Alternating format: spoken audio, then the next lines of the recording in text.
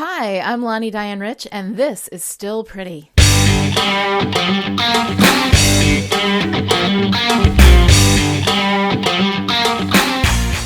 We're here today to talk about Doublemeat Palace, the 12th episode of Season 6. It aired on January 29th, 2002, and was written by Jane Espenson, with Rebecca Rand Kirshner and Stephen S. DeKnight as story editors.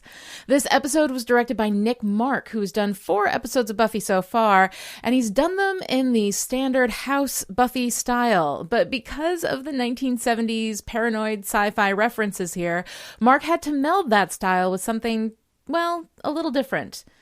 And it came out a little weird. Let's talk about it. That's great. That's just great.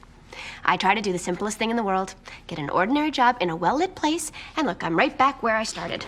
Blood and death and funky smells.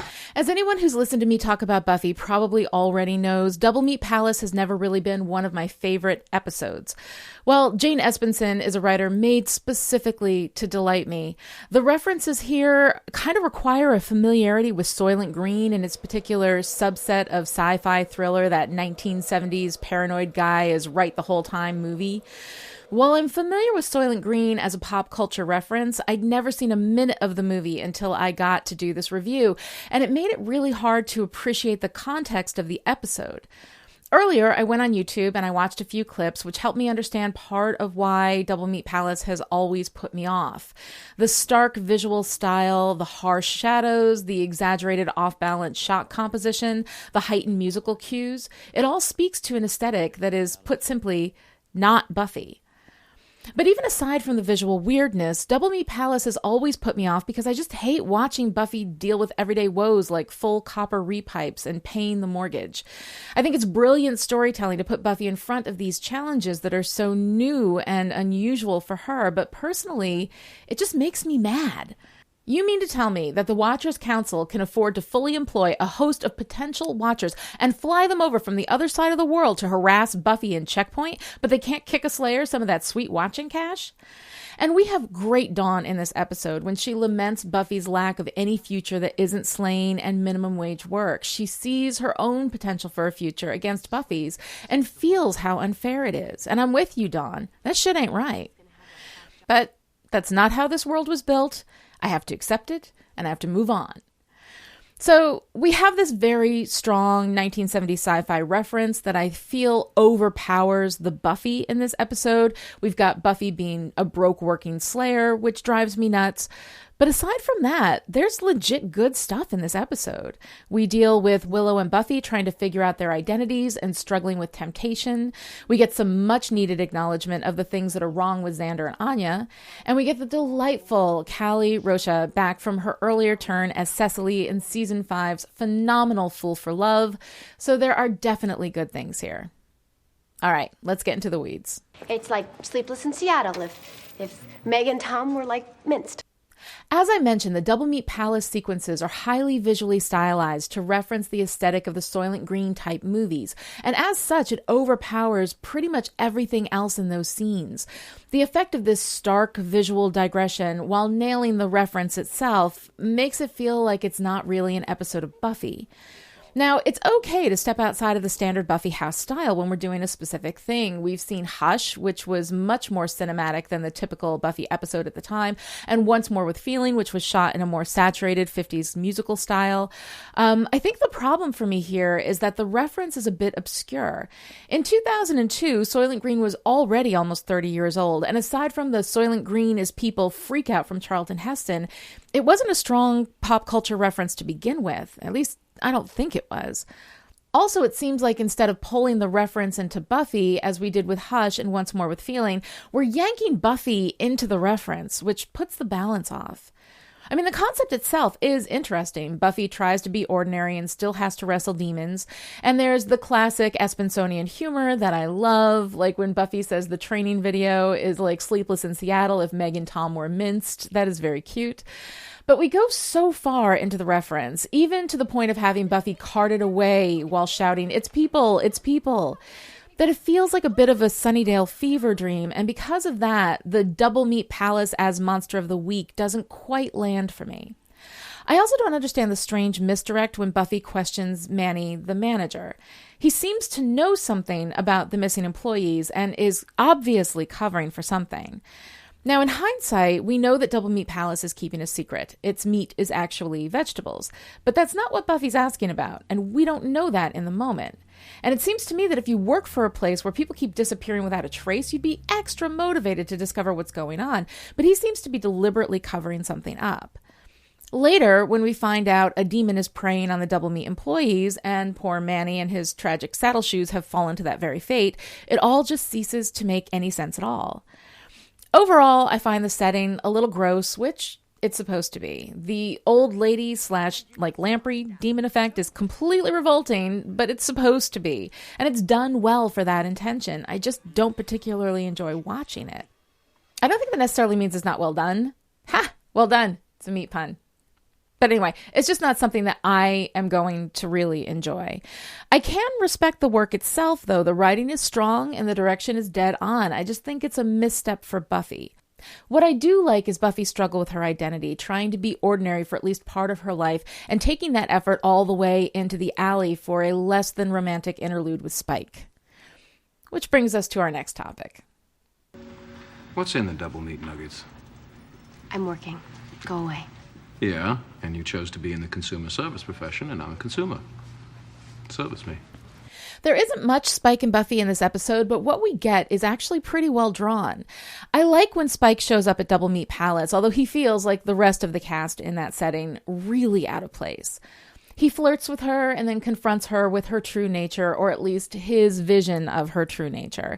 He hints that she's a demon and she rejects that, but he also tells her that she's not a normal girl, and that much is true. He tells her that she's better than this, that this place will kill her.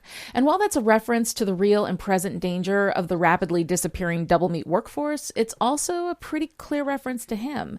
She's better than him, and he is slowly killing her, at least metaphorically.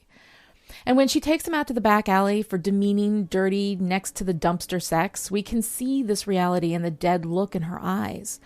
She's not enjoying herself, and she's losing her own soul piece by piece as she continues this destructive relationship with Spike. Look, y'all know that I'm as much a Buffy fan as the next girl, but we all have to accept that at this stage, for all of Spike's charms, he is still a monster. And the monster bill always comes due eventually. It's chemistry. You can tell by how damn slow it is. So while we're dealing with identity stories, we have the reappearance of Amy causing trouble for Willow. Amy has gone from just a bad influence to an actual force of malevolence, shooting Willow up with magic against her will, even though Amy knows full well that Willow is trying to quit. And I have to wonder, why does Amy do this? The town is lousy with magic and demons. She can't find another playmate. Why is it so important for her to mess with Willow? Amy plays it off as a birthday gift, but the look in her eyes when she shoots Willow up isn't playful. It's malevolent, and it makes me wonder what her game is here. She makes a cutting remark at the end of the episode about all those years that Willow failed to make her not a rat, but vengeance doesn't really seem to fit either. I can't figure it out. At the end, when Amy shows up at the house, the confrontation with Willow is reflective of the Buffy and Spike material earlier in the episode. Once again, we have a destructive relationship with one person trying to tell the other who they are and being dead wrong. Amy says, "You're not denying that you had fun," but we witnessed absolutely no fun for Willow. She melted a vase, she incinerated a lamp, and rubberized a pencil, but she didn't seem to enjoy it. And when she could have used some speedy magic to determine the nature of the double meat burger, she pulled out her chemistry set instead. She didn't seem terribly tempted by the magic, although in her intercom confession with Buffy later at the Doublemeat Palace, she acts like a junkie who fell off the wagon. It's not exactly what happened. And then again, the final confrontation with the lamprey lady, Willow doesn't need magic. She uses a weapon and slays when Buffy can't, exhibiting her actual strength and capability with or without magic. And I really, really like that. This reflection here between Amy and Spike is interesting, but it doesn't exactly line up perfectly. While I understand Spike's motivation to get Buffy to believe his narrative of things, I don't really get Amy's. Aside from that, Willow's non-consensual dance with magic doesn't seem to do much for the story or for Willow's arc, really. She didn't ask for the magic. She didn't seem to enjoy it. She managed not to use it. It wasn't a struggle with temptation. She was a little twitchy in the episode, but her active choices are all correct, so it doesn't seem to do much for Willow's arc, aside from making an enemy out of Amy. And that's not really a thing because we won't see Amy again for another year. She's not part of this season's arc after this episode.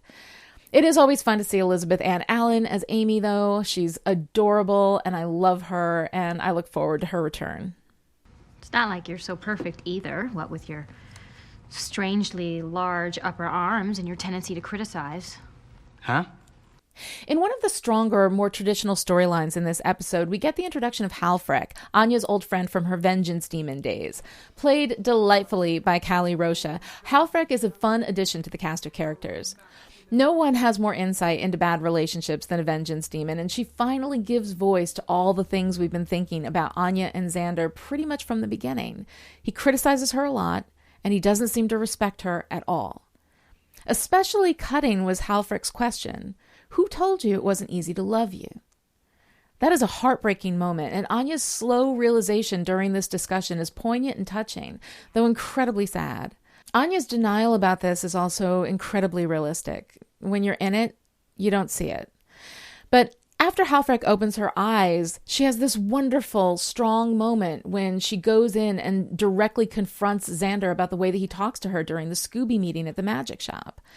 And then when Xander chooses to focus on his recent meal of maybe people and on Anya's possible veininess in her former demon state, instead of listening to her and understanding what he's doing to her, which is slowly bleeding her by 1,000 cuts, it's really tough to watch, but it's damn good writing. And it's good to finally have a textual acknowledgement of what we've known all along. Anya deserves better. But supervillains want reward without labor to make things come easy. It's wrong. Our triumvirate big bad for the season is absent from this episode, but I did want to call out some particularly astute writing from the opening.